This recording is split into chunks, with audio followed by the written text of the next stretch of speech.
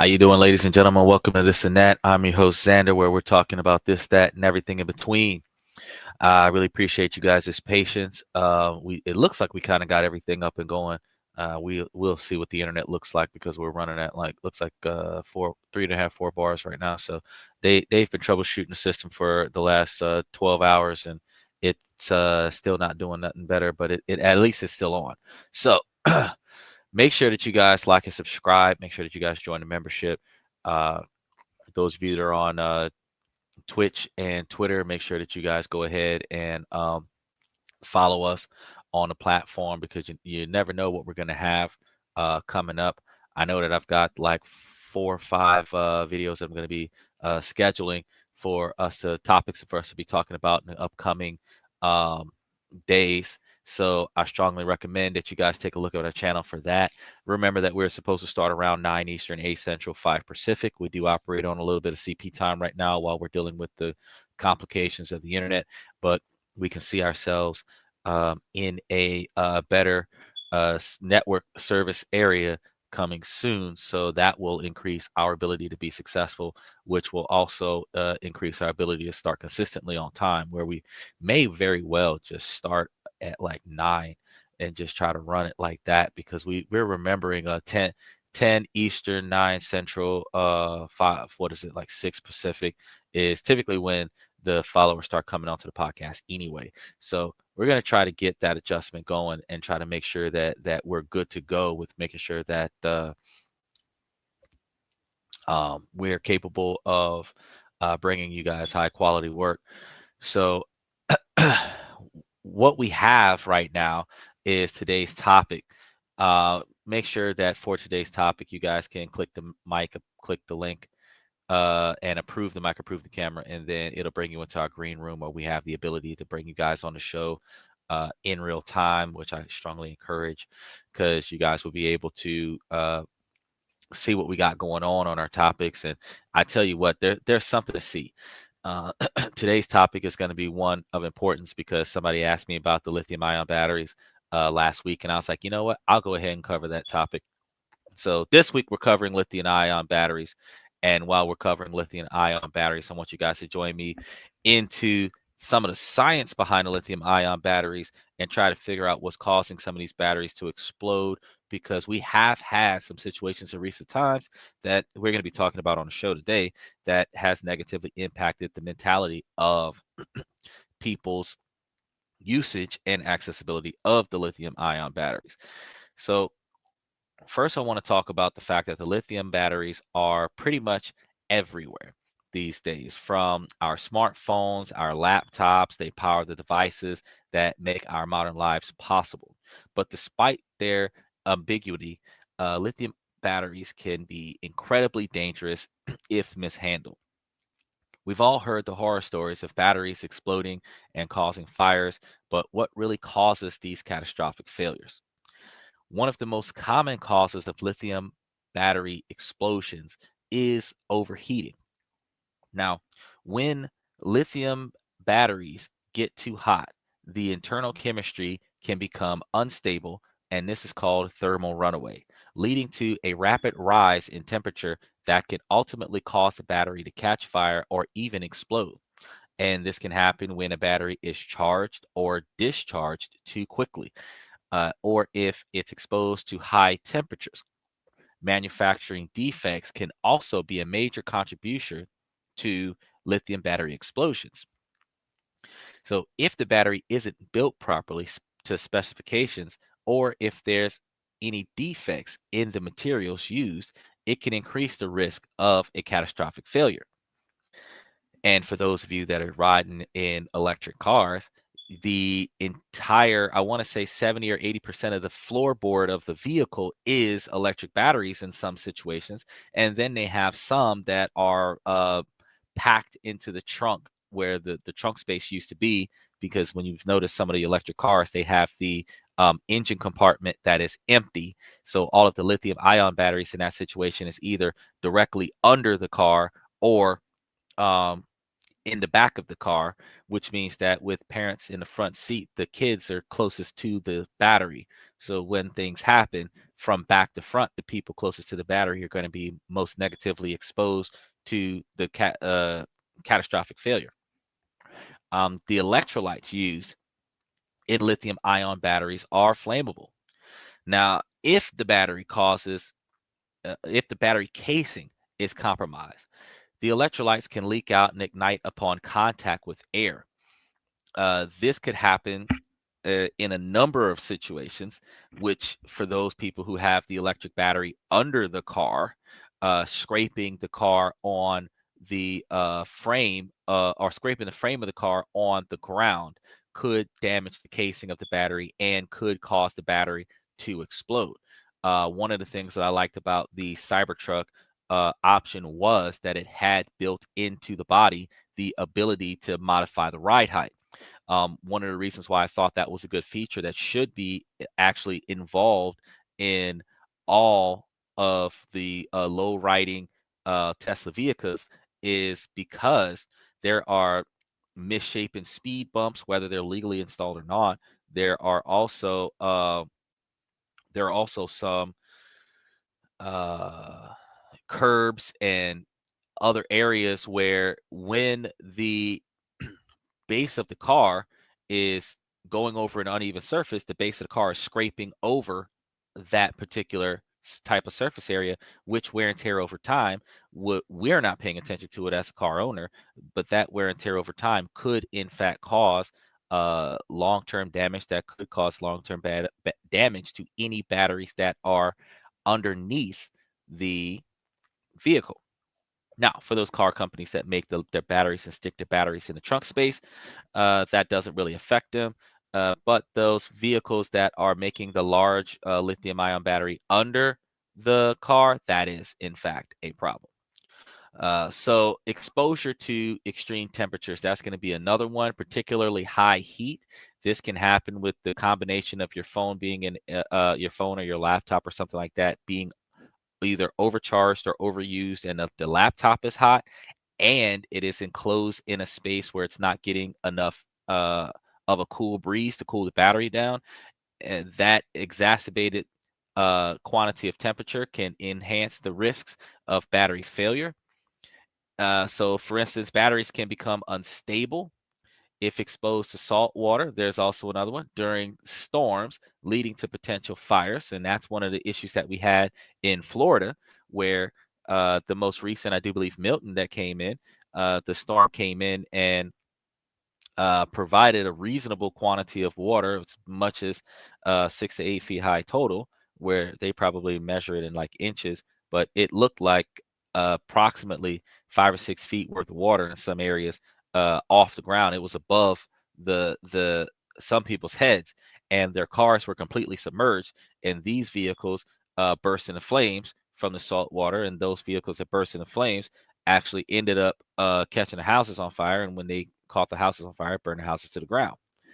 I'm going to be talking about this more later on, but we want to talk about many of the incidences are linked to the use of some non-certified aftermarket chargers that cause overcharged batteries or the failure to provide adequate safety features, to the reason why some of those vehicles can malfunction outside of natural hazardous situations. So those people who have those bootleg charge stations on their houses, or those individual people who are plugging it up in an unorthodox fashion using extension cords and aftermarket parts instead of the ones that came directly from the manufacturer, you increase the risks of failure for your electric car. Those people who are using aftermarket phone chargers increase the risk of inadequate charging capabilities, which does two things. It reduces the battery life of the battery, but it also causes unstable charging conditions, which could lead to the battery overheating and or potentially exploding. So this lack of regulations increases the risk and also contributes to subsequent fires. Another common issue of lithium batteries explosions is improper usage. So if a battery is subject to physical stress like being crushed or punctured. And that's one of the things I was talking about with the uh, base of the car continuously being scraped by the road from an uneven surface. This type of damage can cause short circuit that can lead to thermal runaway. Similarly, if the battery is charged or discharged incorrectly, it can also cause an internal chemistry to become unstable and lead to explosion, which also means that in situations where the device is being overused, say for example you plug your laptop into the house, and then you plug all of your electronic devices into your laptop, so not only are you charging your laptop is charging other devices. That is going to overheat the battery in an unsafe fashion. So instead of using your laptop as a bypass, you want to have power going to your laptop. Also, one of the things that is recommended is that you have the safe mode setting on, where the battery life of the laptop goes to about 80% and then stops. And same thing with your cell phones, because that will prolong the life of the battery, because instead of overcharging it, keeping it at 100%, you would keep it at 80%, which will increase the life expectancy of the battery. But if 100% gives you 18 hours of usage, you know that probably 80% is going to take 4 to 6 hours of usage off of that battery. And then that minus the 3 hours plus per phone call, that you're probably going to be looking at 4 to 6 hours a day worth of battery life for regular everyday users, live streamers, and anybody who video streams or anything, Netflix, Hulu, stuff like that. That your life expectancy of your phone is going to be less, but the battery life of the phone will be longer. So finally, using the wrong chargers or cables can also increase the risk of lithium-ion batteries. Improvising is not a good thing. Going to the local gas station and just buying any off-brand charger and then sticking it in, or if you've got that one guy that likes to jury rig stuff together, like Tim the Two-Man Taylor, him making an adapter that increases output but doesn't have the regulatory functions in them, you might be able to fast charge your battery on your cell phone, but you might fast charge your battery too fast, and the unstable situation could cause your phone to explode.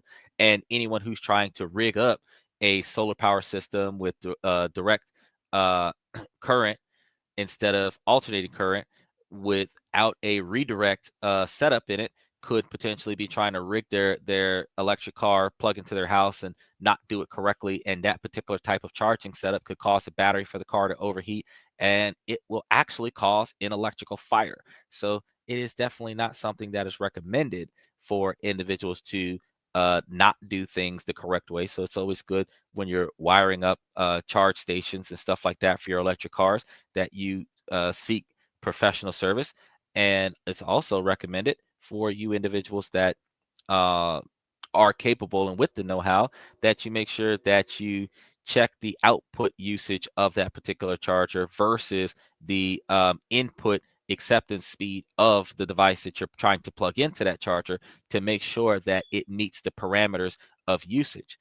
Because as long as you're meeting the parameters of the input and output, you're not overdoing it. But when you exceed the maximum quantity of power intake versus the maximum load that the battery can have versus the maximum power of safe output, you start uh, uh, modifying the durability of the device. The same way when you take off rims and put on aftermarket rims, different shapes and sizes, that makes the car look cute.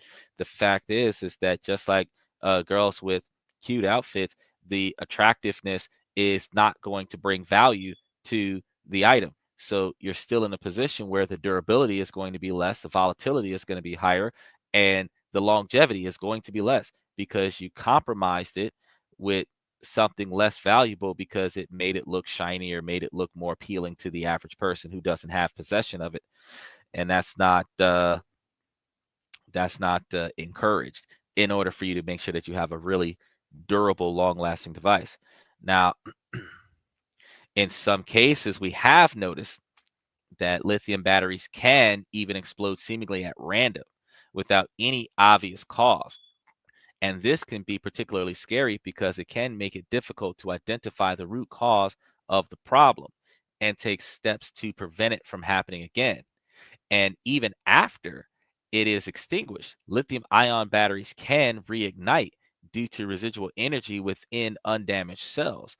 This has been observed in multiple instances where EV reignited days after its contaminated efforts, the containment efforts. Whew. So, how do you how do lithium batteries actually work?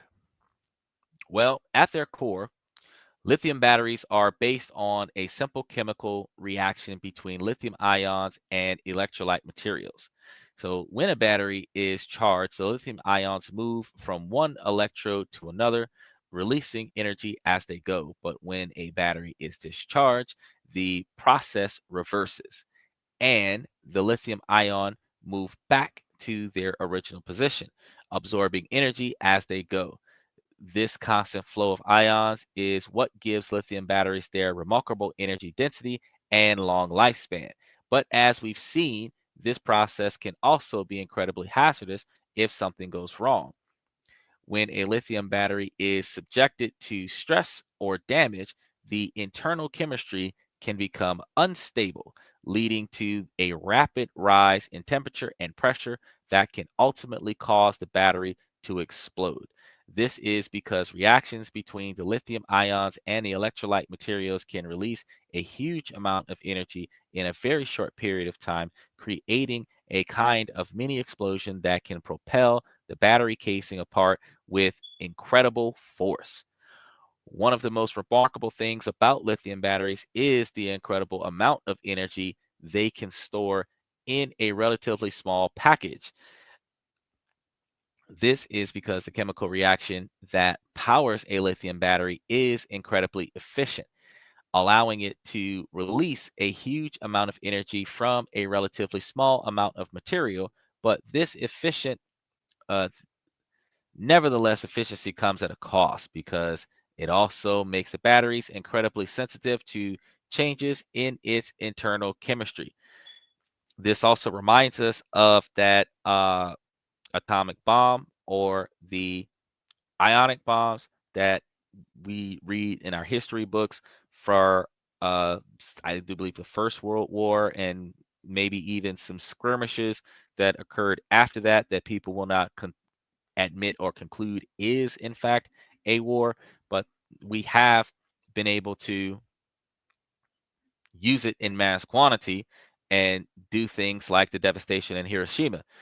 And I'm more than positive that the gentleman who made it was for infinite or more accessible use of energy, such as cell phone batteries and car batteries and stuff like that. The atom bomb or the ionic bomb uh, design was because of the catastrophic explosions related to those batteries, those charging mechanisms being a very good source for warfare. As we've said before, that anything that is made with the intent of good always is going to be utilized in a scenario of negative fallout, and anything that was utilized for things with negative fallout can also be redirected for everyday usage that benefits the general population. So we strongly encourage individuals to get in there and try to figure out how to uh, strongly recommend for everybody to figure out how to get in there and get it done. But we also talk about how it is a work of art to find a level of comfort in the advancements of technology while recognizing the extreme risks behind that particular type of uh, benefit, because everything comes at a cost. Take, for example, that case of the Samsung Galaxy Note 7 in 2016, which wasn't too long ago because in 2024, that was about 8 years ago. Samsung was forced to recall millions of its flagship smartphones after reports begun surfacing of the device catching fire or exploding. And the problem was eventually traced back to a defect in the battery design, which caused the lithium ions to become unstable and lead to a thermal runaway. And you have to understand that when that happened, so many people were rushing out there to be the first person to own the latest model of the Note when the Note became volatile and was unsupported by the was unsupported by the um, the design. That would be the best way to put it. I was sitting over here thinking about it for a moment. Either way, after that particular situation happened, notice that the Note design phased out, and then the Ultra trim on the average Samsung became a thing, where the Ultra trim is the large size Note style version with the stylus pen in the Samsung 23 Ultra, 24 Ultra, and upcoming 25 Ultra. And it's one of those things where the manufacturer just changes the name of the product, puts it out again after they fix the defect, and customers will buy it because some people like small phones. The smaller the phone, the better. And some people like massive phones. The bigger the phone, the better. And as big as phones used to be back in the 90s, the phones are starting to become large for the fact that people need a TV. So they turn their phone long ways, horizontally, 16 by 9 style. And people also need larger screens to be able to touch screen and write and draw and do work. So they're maximizing the size of the phone versus the capabilities of the phone, which is one of the reasons why some of the phones coming out are starting to have 1 terabyte in the phone, 1 terabyte of data space. So the incident that occurred with Samsung was a major embarrassment for the company, and it's highlighted the importance of proper testing and quality control in manufacturing processes. The incident also highlights the importance of safe handling practices when it comes to lithium batteries. From avoiding physical stress to using the right charger, there are many steps we can take to reducing risks of the lithium battery explosion by being more mindful of how we use, handle, uh, and care for our devices. And we can help prevent those kinds of incidents from happening in the first place. We also, as I mentioned before, one of the more recent high profile cases that have highlighted dangers associated with lithium ion batteries was the several Tesla vehicles that had caught fire following the accidents or charge up mishaps, raising concerns about battery safety in electrical vehicles. And urban areas have reported increasing incidents of fires by the electric e-bike and scooters powered by lithium ion batteries.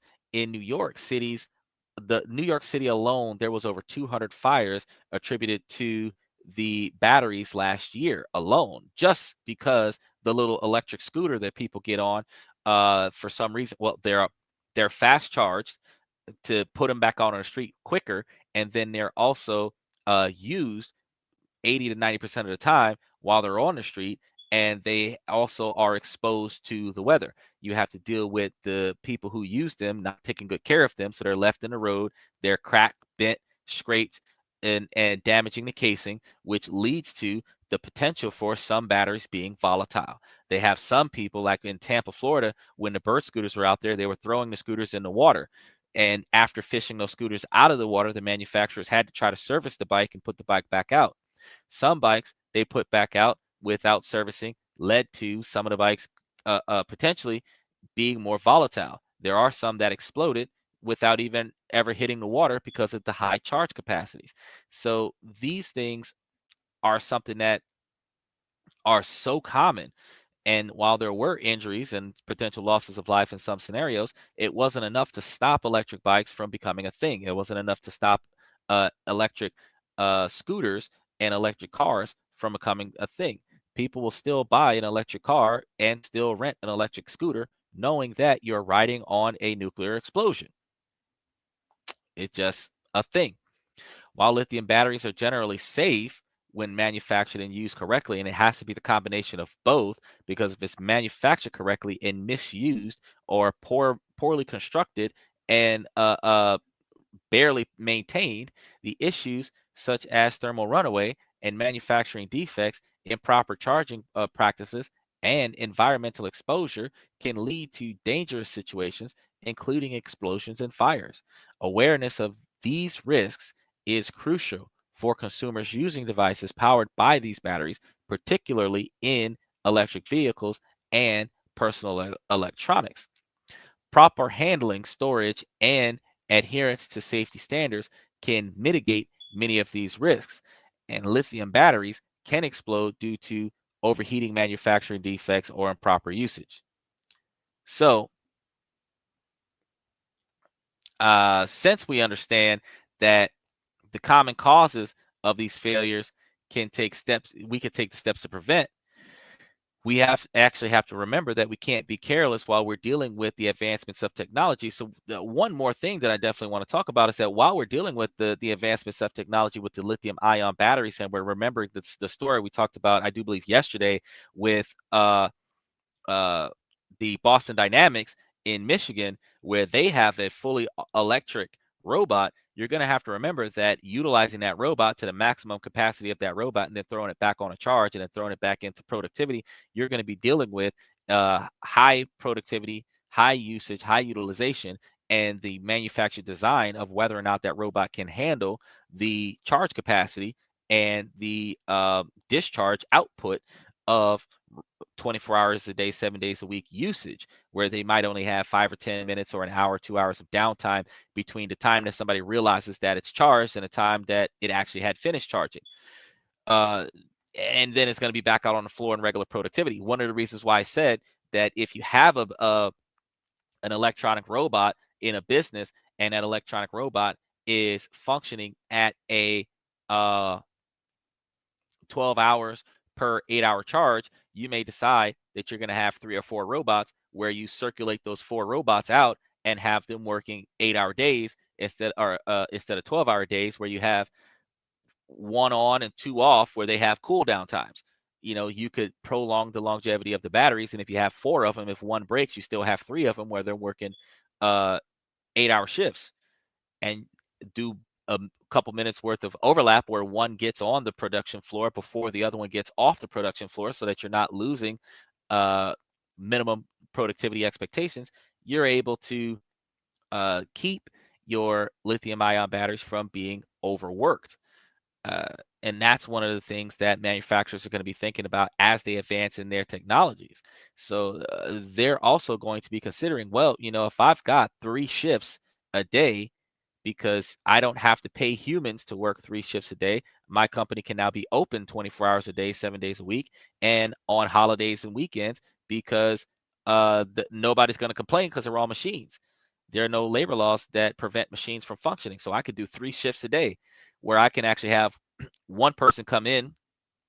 If we're going to have humans oversee the staff, we might have like 5 or 10 people out the whole company, where the day shift comes in and unplugs the night shift machines and put them out on the floor, and plugs up the day shift machines and take them off the floor, where they're doing their whole job is just to rotate the quantity of staff that is being functioned. And then the evening shift, where they be doing once every 12 hours, and the evening shift comes in and does the exact same thing, and they come in and they take the ones off the floor that are not properly charged and replace them with the ones that are properly charged, where they're potentially, if they're doing an overlap, you're taking the ones off the floor with 10% power left, not the ones that have to completely die before they get taken off the floor, and then replace them with some that should be about 80 to 90% charge, which allows you, like I said, if there's an 8-hour lifespan on the robot and you're charging the robot up to 80% and then using uh 30% of the power, you're bringing the power level from 80% down to 50%, and then you're putting it back on the charge back up to 80%, which allows that robot, especially with downtime, allows that robot the capabilities to hang out and rest a little bit before it gets back out on the floor, which keeps the robot from being overused. Because remember, we said with the lithium ion batteries, the overusage is what causes it to catch fire and explode, in addition to other factors. But if you're only spending for stretch, if you're only spending like $75,000 for the robot, I mean, you're paying less money than the humans that are unreliable and ineffective and always demanding a raise. Now, if you're paying $500,000 for a robot, where you're paying $500,000 for 3 robots or 4 robots, you're paying like $2 million for a staff. Them 4 boys better get out there and make it do what it do for a couple decades to make your money back and potentially turn a profit.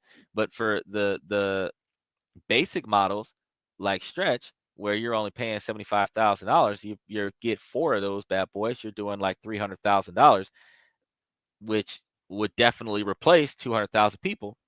You're saving money just by having those 4 robots on the floor. So it's worth it financially.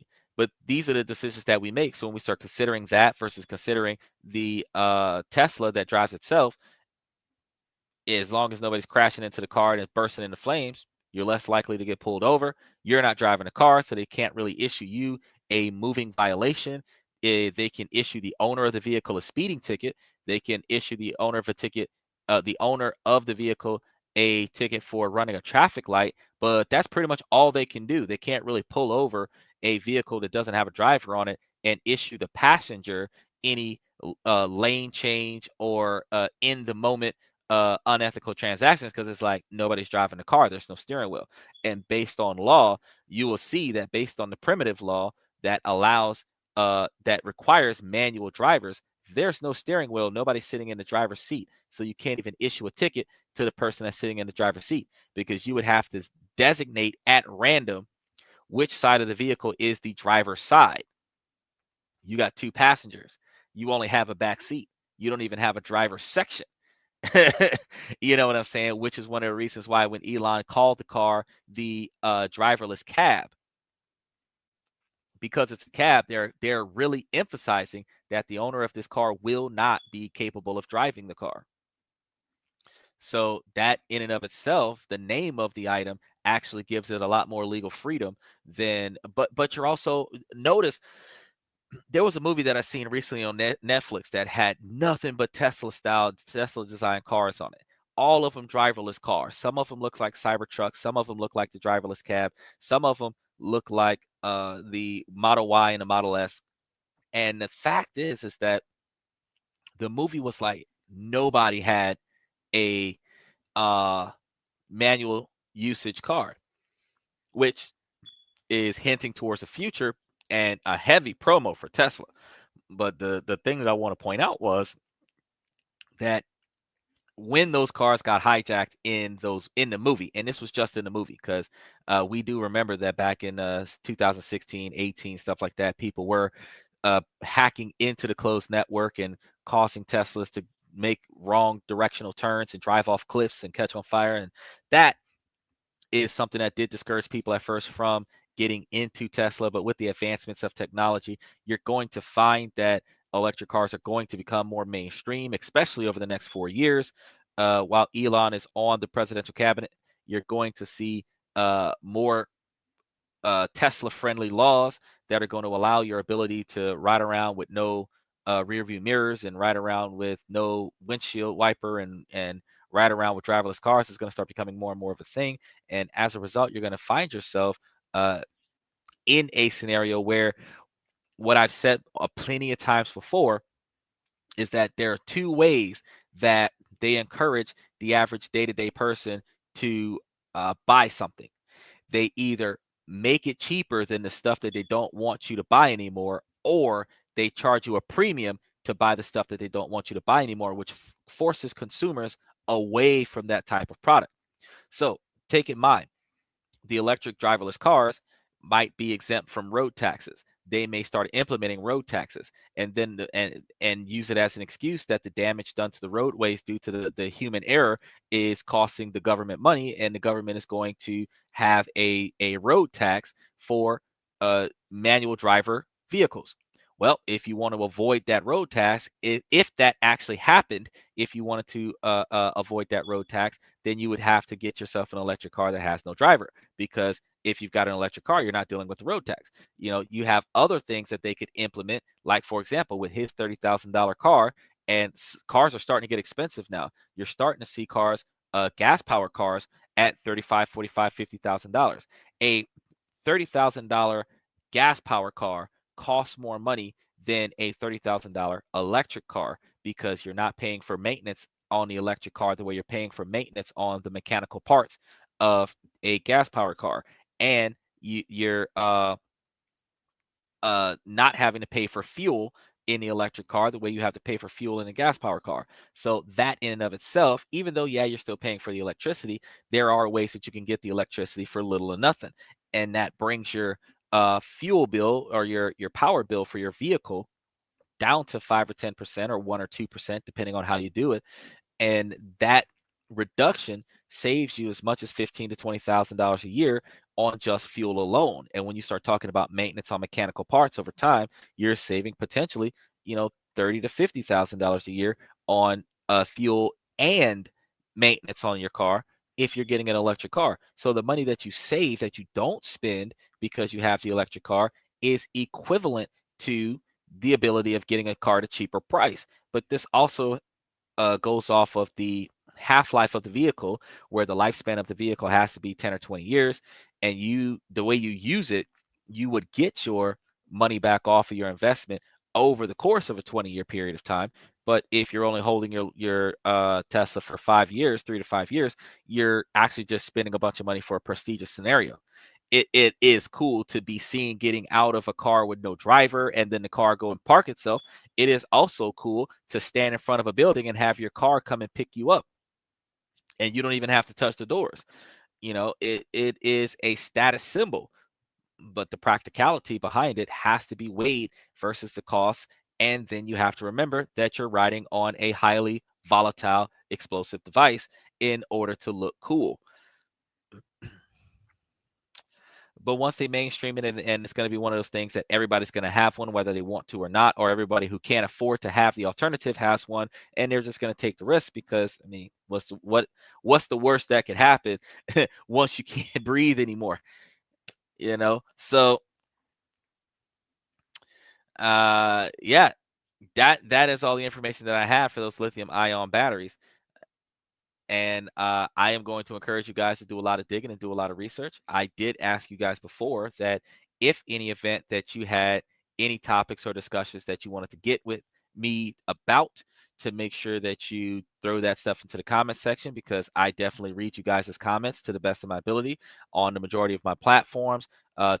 TikTok is still down, so we haven't been over on TikTok lately, but we have been running it ragged on Twitch and Twitter, where, as you can see in historical times, as of late, that we are highlighting every show, so you get the full-length show after the show, the post-release videos, and you get to see those up there. So I do believe there's about 50 or 60 of our most recent videos on the podcast. So definitely be able to take a look at some of the other things that we've been talking about so that you can get a better feel for the podcast. Share the podcast with some of your friends and family that you know that might need the information that we're talking about, or just have an opinion to say about the topics, because we take everybody's topics and put them to good use. As a man of my word, I told you guys that I was going to bring to you Romania and Brazil. We've got Romania on Friday and we got Brazil on Saturday. I told you Romania is coming first because, Red Void's always here showing us up. So I really appreciate you. And I'm the 81 from Brazil. I remember you. I'm not going to forget you guys. So I really appreciate you guys for showing us some love and giving us the support that you've been giving us. And that leads me to, talking about economic enhancements in your countries that people can go to. You can benefit from your own country if you have the financial capital to do so, but the rest of us can actually go to your country, bring more revenue to your country, and then be able to turn a reasonable profit off of our investments. So enhancements of your economy and enhancements of the pockets of those people who go to your country to enhance the economy. Both scenarios. You have investors that don't even have to go there. They could just send their money there. In all three scenarios are beneficial for both the fast development of the country and for the individuals that get profited off of it. So I keep telling you guys that offshore investing is something that should be done.